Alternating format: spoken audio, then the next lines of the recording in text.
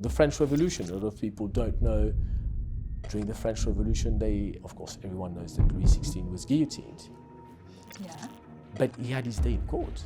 What we have to ask ourselves is what will be the place of the judiciary in that future? And we have to ask ourselves that now, and then we have to plan for it to happen. Sure. So it's a planned optimism. That's a very lawyerly response. One can tell you're a lawyer.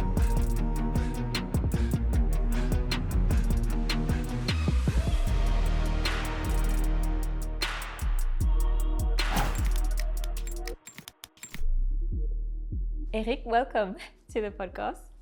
Thank you. Thank you very much for having me. It's a pleasure to have you. I mentioned to you earlier that I attended one of your lectures that you did earlier this year on the future of the judiciary, and I found it fascinating. But one of the things I particularly enjoyed is some of the little stories that you embedded in the lecture. It made it really enlightening, and a lot of the things I had no idea about. I don't know whether you knew about them before you started preparing for the lecture. But if you don't mind, we'll start with a few hundred years ago with Mr. Loustau, Yes. who was, I understand, a civil servant who was suspended from his function because he had accused of committing some kind of faute in 1779.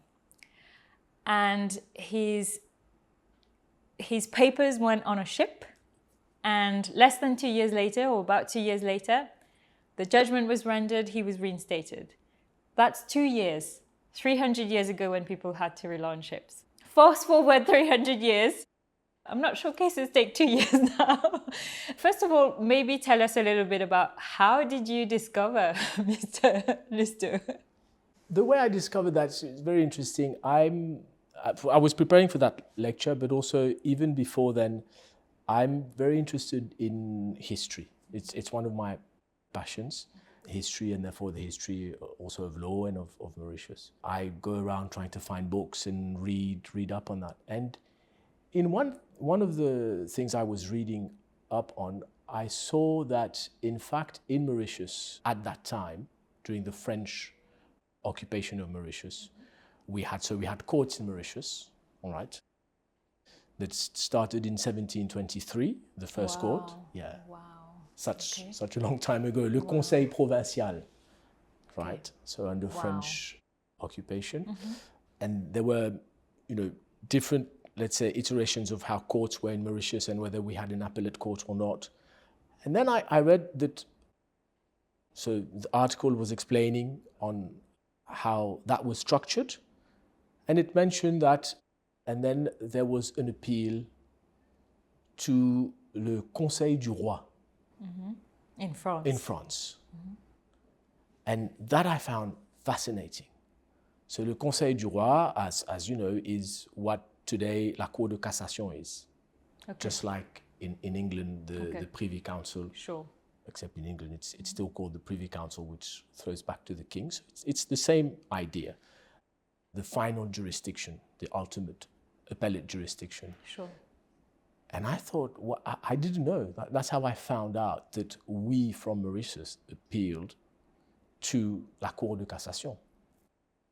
And that also explains why when the English took over, they kept an appeal, so to the Privy Council, which we still have until today. Oh, wow. So that's perhaps the origin of why that historical lineage to the Privy Council existed then. Yeah. Exactly. Right. Okay. So all that I found fascinating, and everything I like, law, courts, history, and also the Privy Council, which is a great place to go and appear before judges.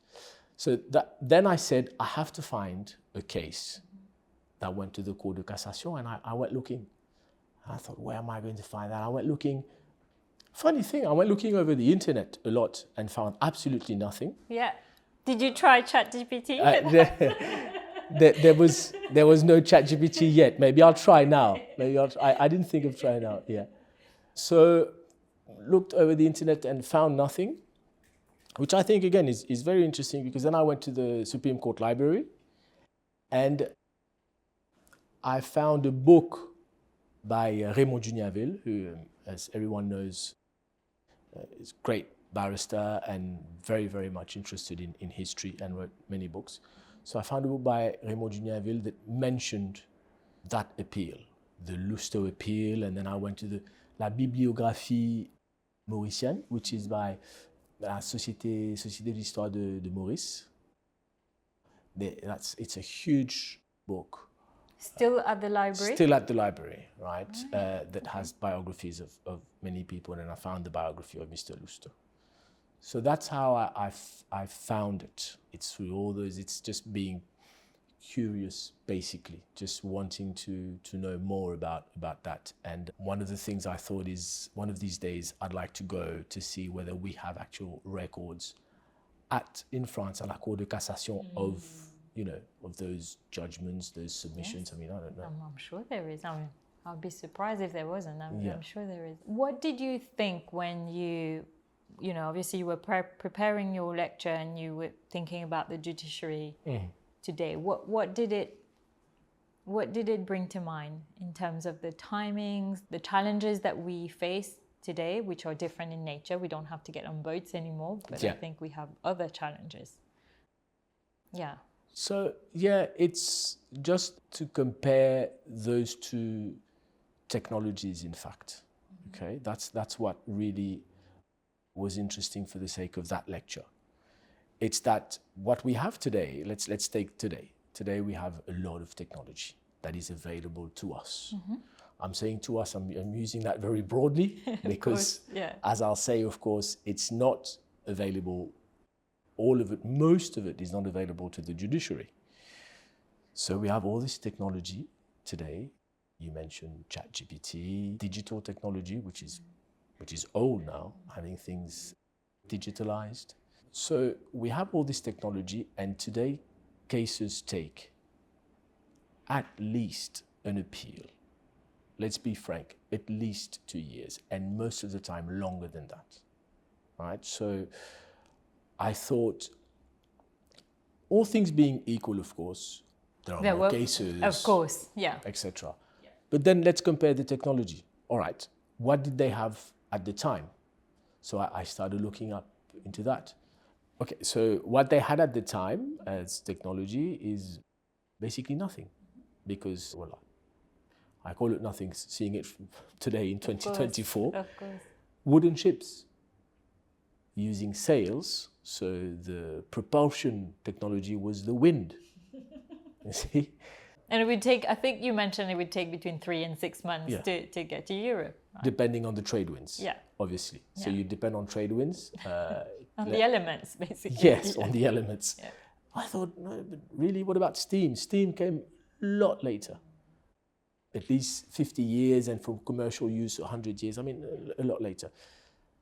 So that to me was fascinating, to sort of put those two together and say, all right, today we take at least as much time as Mr. Loustau took, and he had to get all his papers physically on a ship, his brief, that was, manuscript, handwritten, had to travel to France and then come back.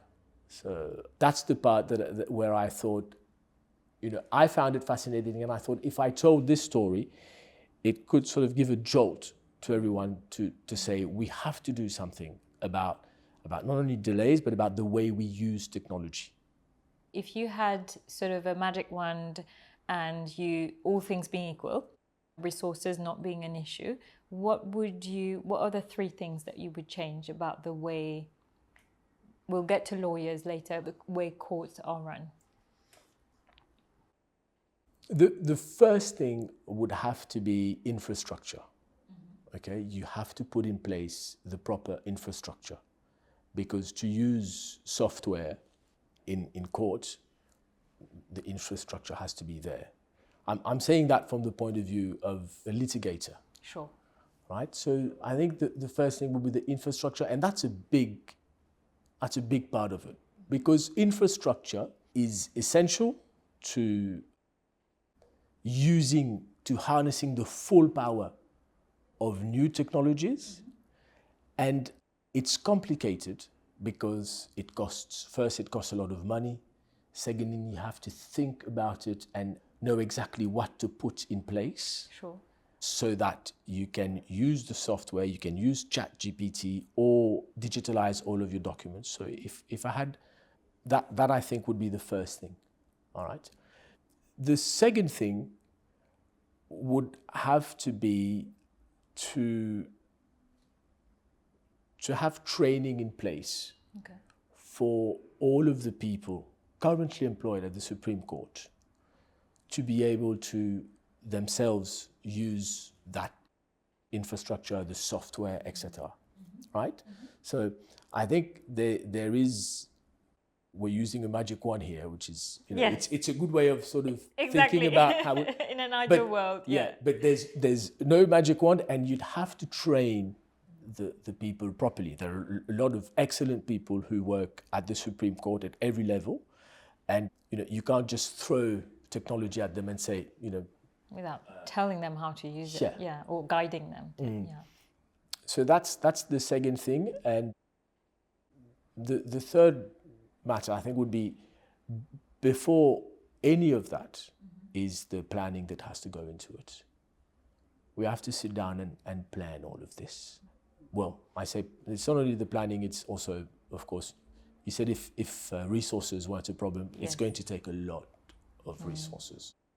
So you think in a way, and not, as you said in your preface in your lecture, not pointing fingers at anyone, in a way, as a policy matter, perhaps that hasn't been a priority up till now. Well, yes, I think that we need to have, what I said in the lecture is we need planning and direction, a roadmap. So I think that's what we need. We need to structure. We need to first think about the problem. Some parts of the problem are quite obvious, right? It's to digitalize the Supreme Court and all of the courts in Mauritius. So we definitely need proper planning and resources to do that. There are countries around the world where this is being done. I mentioned, in France, for example, they have a task force pour la dématérialisation of the judiciary. So that's something they're concerned with. I know that it's the same in Singapore, definitely in the UK. That's what we need here. I found out, being interested in all these things, that we do have some structures, some authorities. There's the Mauritius Emerging Technologies Authority, there's the Mauritius, I think it's Digital Transformation Agency. Yeah. So things are here, and I think we have to coordinate all of that together with the Supreme Court and lawyers, and also think about what the public would want, the ultimate beneficiaries of that service. And I think one of the things that, correct me if I'm wrong, that I think you said in the lecture was, we're obviously very, very attached to our huge paper boxes, files, etc. Yeah. And I believe when you last went to the Privy Council, one of the things you noticed was all the judges were relying on their laptops. Yeah. It's an eye-opener as well, because, they're people who've been in the profession for 40, 50 years, extremely experienced, and they have moved on with progress. And I don't see why, all things being equal, I don't see why we can't do the same. I'm not saying it's without challenges, but I'm sure there will be challenges, but yeah. So I thought that was fascinating as well. So we've talked about the present. I'd like to now project ourselves 50 years or so into the future. We don't have a magic wand, we have a crystal ball. And do you think courts would still exist then? I definitely do. 50 years into the future. So let me give you a straight up. I think very much so. I think courts have an enduring relevance. And one of the things I like about history is it gives you perspective. Sure. So, and if you take a step back, you'll see that courts have existed for a very, very long time. There is no reason why they would cease to exist. But your question is very interesting, because nowadays there are, alternate dispute resolutions. People speak about mediation, etc., and arbitration. Because when I talk about courts, I'm really referring to the actual going to court, the Supreme Court of Mauritius, etc., the Privy Council.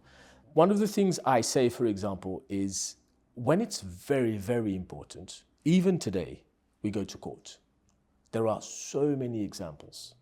Let's take the first one that comes into mind is the Dominion voting systems case, which I don't know if you'll remember, it was Fox News that criticized.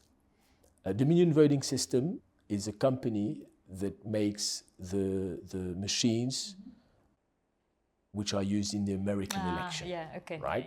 For the Trump-Biden election, okay? And Fox News criticized them, saying it was biased or whatever. Right. Okay? So, huge case of absolute importance for for American democracy. Is a machine changing your vote? Yeah. Is our democracy being stolen? That case went to court. Dominion was suing for more than $1 billion. Wow. And the case got settled for something like $700 million, right? And it got settled after the court made a preliminary finding that the facts that Dominion system were alleging are basically established, right? So then Fox News said, okay, we'll settle. Simple question. Could that case have gone anywhere else than the courts? I don't think so.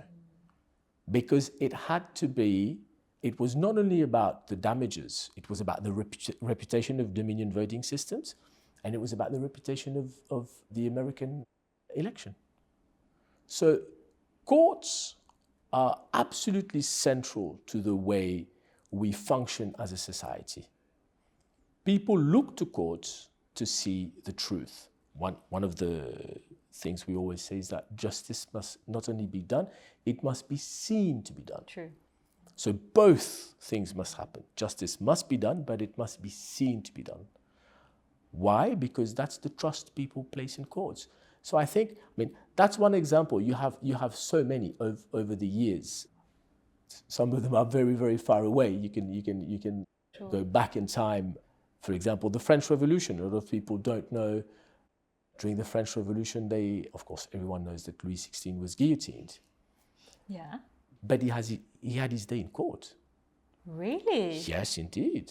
They could not go through with it without a court process. Well, at least that's how they chose to do it at the time. I had no idea. I just thought a bunch of revolutionaries just chopped his head off. Wow. Me too, before I found out. I thought a bunch of ruffians just... Exactly. Wow. But, and he had 3 lawyers defending him and taking, points of law. So okay, well, let me be devil's advocate then, because we are talking about 50 years in the future, right? So let's take the example of the Fox News dispute.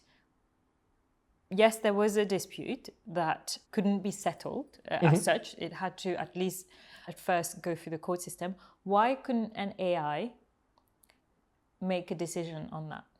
Why do you need human intervention? That's a more difficult question, you see, because when you ask a question about 50 years in the future, it made me think of, I don't know if you've seen, there's a documentary that just came out on Netflix. I think it's called The Future of Humanity with Bill Gates. I haven't seen it yet. It's a documentary basically made with and by Bill Gates, I think, right? Okay. And one of the questions he asked, he's talking to James Cameron, who's of course the very famous filmmaker who's made Terminator and a lot of... And Bill Gates asks James Cameron, you are someone who's thought about the future, imagine the future as a career. How do you feel today with the advent of AI in imagining the future? And James Cameron has this to say. He says, well, I don't think I could do it, because between the time I think about an idea and the movie comes out in theaters, it's going to be 3 years.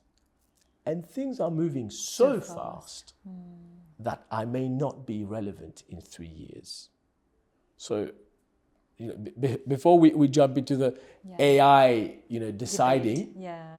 in 50 years' time, I honestly don't think we can see that far. All right? But this being said, what I will say about this is humans want a human being to decide. One example is chess. Okay. I mean, I think it was IBM, that's how old that is, who created a machine that plays chess better than any human. Yes. So Yeah. today, right now, there's no use trying to see who's best at playing chess. Of course, it would be the machine. It's the machine. Yeah. But chess tournaments between humans haven't changed. We still do it. Why? It's the human interaction. It's the element of trust. So while I think artificial intelligence is, first of all, something that we cannot predict today because it's going so fast. And I also think it's going to have to take more and more space, become a lot more important than it is today. I'm not sure we're going to always want the machine to decide. It's because it's a matter that goes a lot deeper than that. Because technology for technology's sake, I don't think is a worthwhile endeavor. At the end of the day, we're talking about human beings. But don't you think that human beings, we carry our biases, whether conscious or unconscious, that a machine could remove? I'm sure we do carry our biases. And for the moment being, I'm not sure whether we can create a machine that will remove biases. But I mean, on that topic, I think you'll find a lot of different answers. But Sure. Let's look at what's going on today. All of the AIs are biased. All of them. Yeah, that's true. We just have to compare my laptop and your laptop, and the suggestions, and we were talking about that. They're all biased. Yeah. So again, will technology help us in court? Yes, absolutely. Does that mean humans will cease to be involved? No, I don't think so. I'm one of those people who I'm very optimistic about the use of technology. Okay. But then I think we have massive challenges that we have to address. We were just talking about how to integrate technology into the courtroom, which is much needed. There are studies that show it will reduce trial time by a quarter to a third, which is huge. So that's one aspect of it. But then all of this will pose big questions on ethics, on what is true, what is not true, what is permitted. So I think these are the big questions we have to ask ourselves today. And by extension, and we'll wrap up on the court thing, because we started talking about AI. By extension, am I then right to say that you also believe that lawyers won't be replaced, that we will still have some value in the future, albeit that the value we add would look very different to what it does today? Yeah, I definitely think that lawyers who don't use technology will have a problem. Okay. And I think that especially the young lawyers coming up today have a real challenge, because it's going to be a lot more relevant to them and to the first few years of their practice. But no, I don't think lawyers will be replaced, but there'll be huge disruption, massive, that we cannot. It's not easy to anticipate in what way. Sure. Yeah, I don't pretend that I could do that, Of course. I don't see lawyers in the near future disappearing. There's a very interesting book by, I think it's Gladwell. Malcolm? Yeah, Malcolm Gladwell. Which one is it? I can't remember the title, but anyway, he talks about communication and how a big percentage of what we communicate is in non-verbal. communication. It's one of his later books. He's written quite a few recently. He's very en vogue. And he's stating that there are so many studies that show that it's a lot of the non-verbal communication, the way we sit down, or that is being understood by the person who's talking to us or who's looking at us. So I don't see AI replacing that. So you mentioned challenges, and you mentioned a couple of them. Let's talk about regulation. Let's talk about how, to what extent, and that's nothing to do with courts as such, or the law for that matter, but do you think that unless we regulate that area to some extent, there are dangers associated with it that we lose control? I'm not saying that machines will take over in a dystopian world, but that there are certain real dangers in letting AI go unchecked or unregulated. Yes, absolutely. I think we've already, to some extent, lost control. Because the thing with AI is how fast it went into every area of what we do. And why am I, as a lawyer, interested in this? It's because I'm not only interested in what impact it's going to have on lawyers, but it's what impact lawyers can have on artificial intelligence. Okay. So let me, if you want, set the scene. When people talk about AI, they think ChatGPT, right? But what about algorithms? Algorithms are what decide what do you watch on your YouTube channel. Sure. What do you watch on your Facebook page, etc. Is decided by an algorithm. Now, what function does the algorithm have? It's to keep you on the channel. It does not have the function of telling you the truth. It does not have the function of educating you. And it also does not have the function of showing you a balanced point of view, right? That's a concern that's, for example, that's been going on, and that has been a big concern of UNESCO. Okay. And UNESCO has published an action plan. First, they did a study that shows that algorithms and all the social platforms use them, and that we get our news from the social platforms. So that's a concern. It's dividing society. Yeah. And we have no regulation. It already exists. It's already unchecked. There's no way for you to regulate what does YouTube or Facebook show you. It can show you anything about anything. And it just perpetuates what we call confirmation bias. Exactly. Yeah. That's exactly what it is. It's confirmation bias. So if you start thinking the earth is flat, it's going to show you videos that says the earth is flat. I use that example because it's the easier one. The harder one is, was the American election stolen? Another one is, should you vaccinate or not? All right? And these are not sort of mundane matters. People are affected by those choices. Sure. And one example I think that I read is, some people say that non-vaccination killed tens of thousands of people, right? So the algorithm is running unchecked. And I think we as lawyers, we have a role to play here. Is we need to think about how to regulate this new world that we are currently living in, that is currently not regulated. So someone, for example, asked me, how could we, go to court against, let's say, Meta or OpenAI, etc. Well, first, it was so difficult, as you know, going after giant corporations who are unlimited resources, almost. Unlimited resources, who are not in your country, who are from another country, etc. And on top of that, there's no law.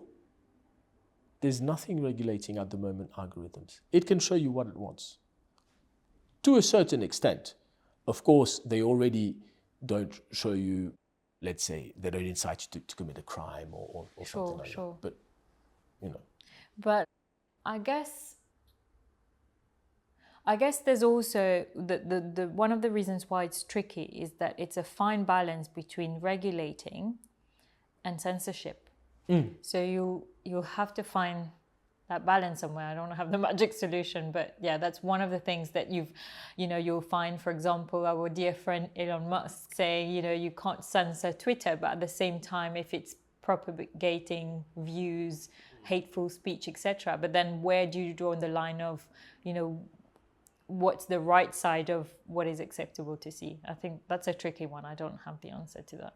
Yeah, well, it is a tricky one, indeed, and there are a lot of challenges with that. But for example, there's a very famous American court case on advertising, where the company advertising, I think they were advertising cigarettes, are saying, well, it's my freedom to run my company. Okay, yeah. It's freedom of speech, etc., etc. And the judge answered, yes, but you're imposing on the people who see it, because I don't choose to look at your billboard. It's right there, in the open. So that's part of the question that we'll have to ask. But really, the idea that some people are defending, say, it's my freedom, is false. There's never been everyone is just free to do what they want. Of course. That's not, that society has never existed. True. We can all do things that we have a right to do, and that right is given to us by, either authorities, the law, etc. And we're not free to do things we're not allowed to do. Yeah. We can't say anything we want about anyone. You can't use racial slurs. Yeah. This is normal, and crying to freedom is, I think, just a way of saying, I just want to do what I want to do unchecked. Yeah. It is tricky though. So tricky. I mean, how do you even start to regulate an AI by saying, do not only show me X, you have to start showing me both sides of the coin? One of the questions that's been obviously very tricky, and you're very right to ask that question. One of the questions is then going to be, what is the truth? Exactly. What is the truth? Exactly. It's going to be a difficult question to answer. It's one of the big challenges of our day and age.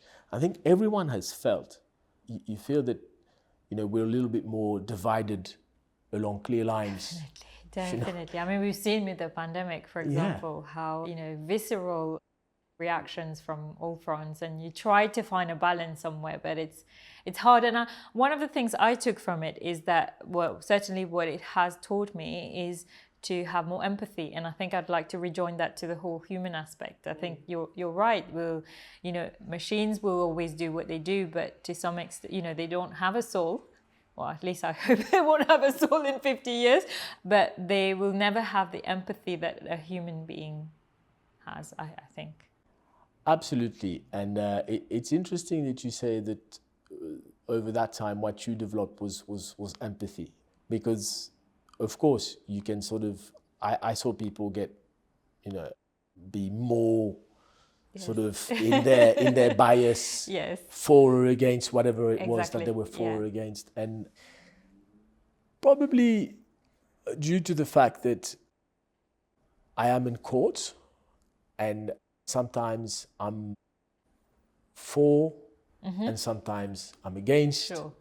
I'm a business lawyer, so sometimes you're on one side or the other side of the argument. Of course. And one thing I've developed, I've been doing this for nearly 20 years now, you sort of evolve. One thing I've developed is seeing both sides.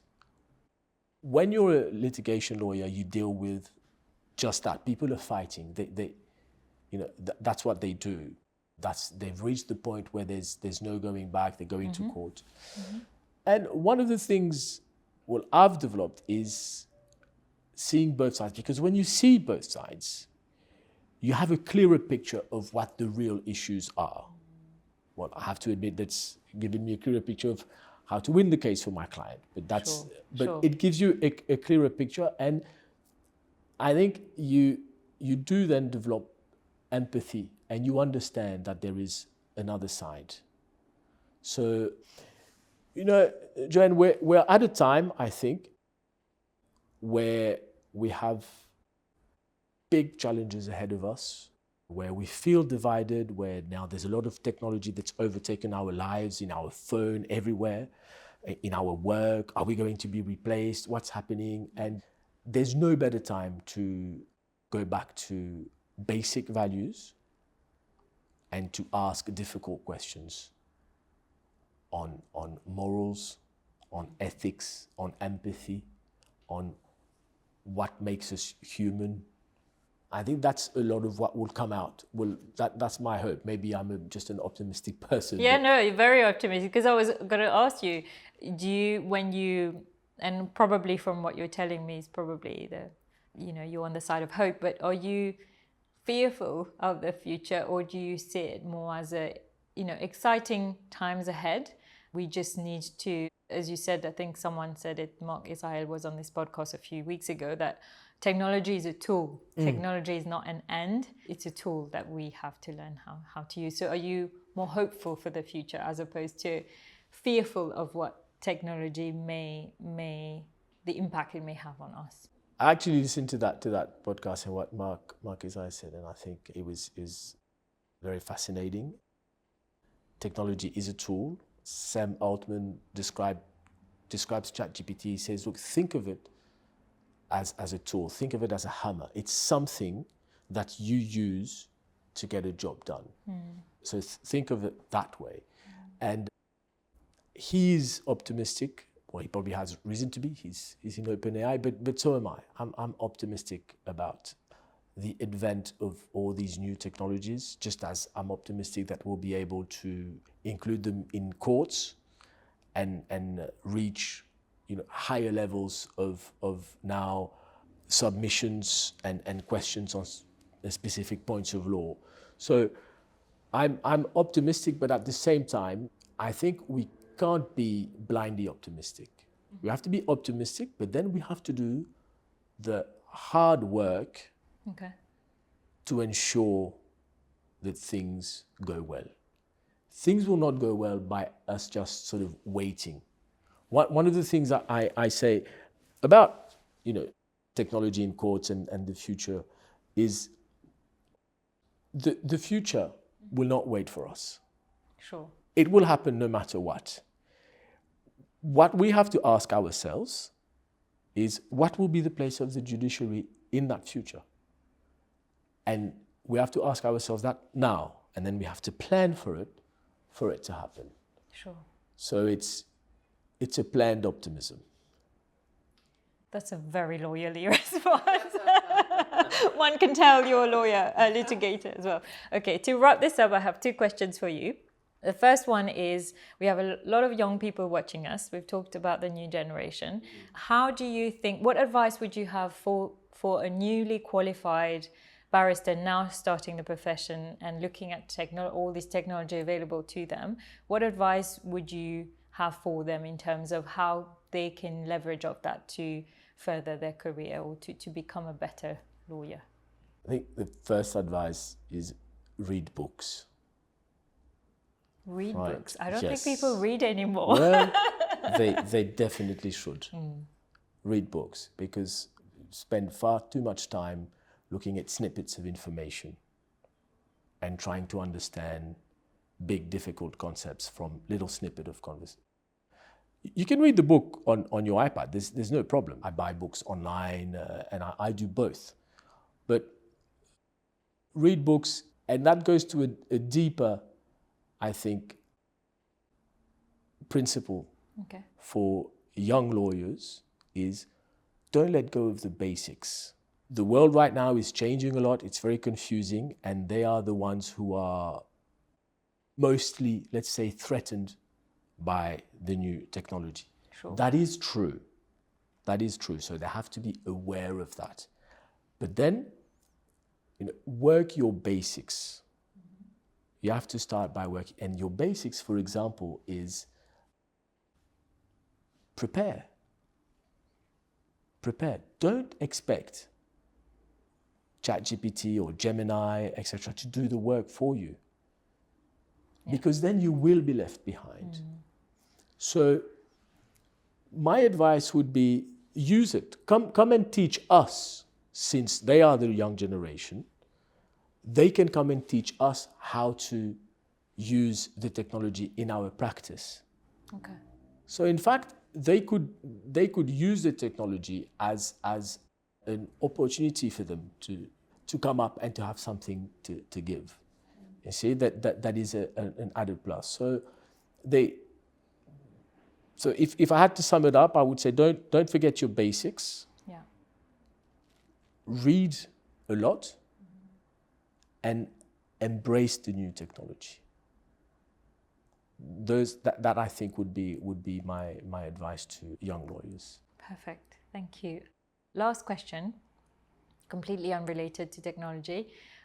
What has been either your most memorable or your most challenging case, and why? Ah. I always throw something up there. Yeah. Okay. My most memorable and most challenging. Look, I have, as you know, I've done mostly in my 20 years of practice, the things that I've enjoyed the most are what we do is really, we do complex litigation cases that are high stakes and everything. So there are quite a few that I've enjoyed that have been challenging. So perhaps what I'll take is one of the latest ones, which is, because it will allow me also to talk about the environment, which is another passion of mine. Yeah. So I have a deep commitment to my country and to the environment in Mauritius, which I always say is unique as it is fragile. Very fragile, yeah. And it needs to be protected. So recently, we are involved in a litigation for an association called MRU 2025, MRU 2025, which is an association which is for the protection of coastal zones, right? And one of the things we're doing is we're asking for a judicial review of a permit to develop a hotel. I won't go into too many specifics because it's still ongoing. Sure. So those types of cases, not just that one, I've done others where sometimes we lose. It's difficult because those associations are underfunded, and you're always against promoters who have means, and also the public authorities. That recently has been the biggest and most enjoyable challenges that I'm practicing at the moment, because very often it's a case of appearing for a client who doesn't have a lot of resources. Sure. And who has something very important to protect, which is our coastal zones, and to promote responsible development. So I would say that has shaped a lot of my litigation over the past years. Okay, thank you. And sorry, another last question just came to me. You mentioned that you've been practicing for 20 years, and it sounds like you love your job. And I asked that to Patrice as well, who was also on this podcast, Patrice Péville. I asked him, have you ever, during your career, had a moment where you just wanted to stop doing law, where you were fed up and you just thought, actually, I would have rather been something else instead? Look, I think, yes, definitely. Sometimes you are frustrated by, we were talking about that before, by how long things take sometimes. Some cases can take. That can be very frustrating, or you're prepared for a case and it's postponed. You just think, what's the point of all of this? I just want to go do something else. And also, when you do litigation, as I mentioned before, it's always about a fight.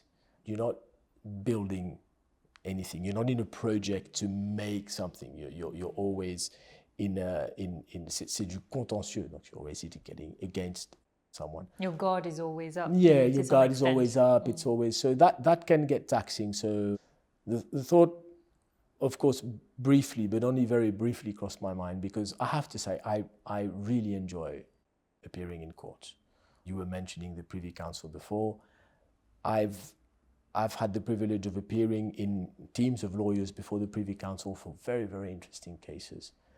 And I very much enjoy appearing in court, submissions and exchanging with counsel for the other side or with the judge. So whilst the thought probably has crossed my mind in a moment of sheer frustration, and I'm sure it will again. Of course, never lasted very long though. Yeah, never lasted very long. Thank you so much for your time. Really Thanks. enjoyed our exchange. So did I. Thank you.